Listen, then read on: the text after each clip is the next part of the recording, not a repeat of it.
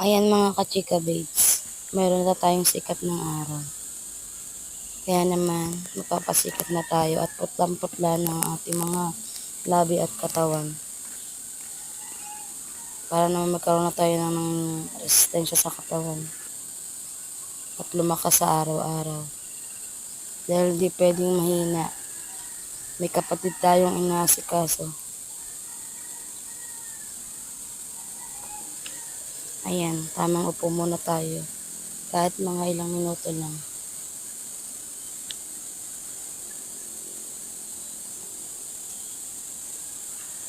Ganyan po lagi ginagawa ko kapag masama pakiramdam ko.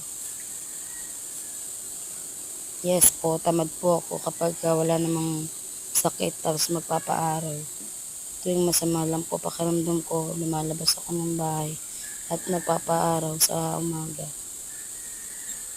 Alangan naman sa gabi, di ba? Wala namang araw sa gabi. Ayan, tamang tambay muna. Kahit ilang minuto lang. Bigyan natin lakas ang ating sarili.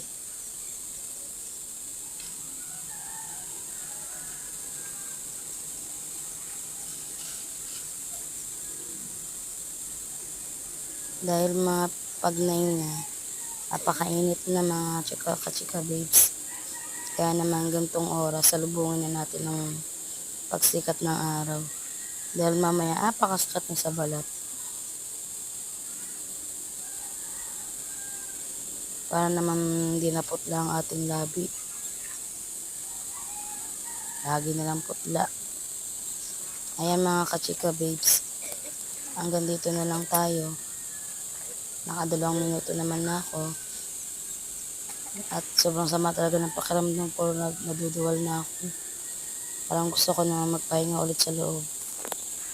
Ayan mga kachika babes, sa susunod ulit. Salamat Lord. Thank you sa inyong lahat.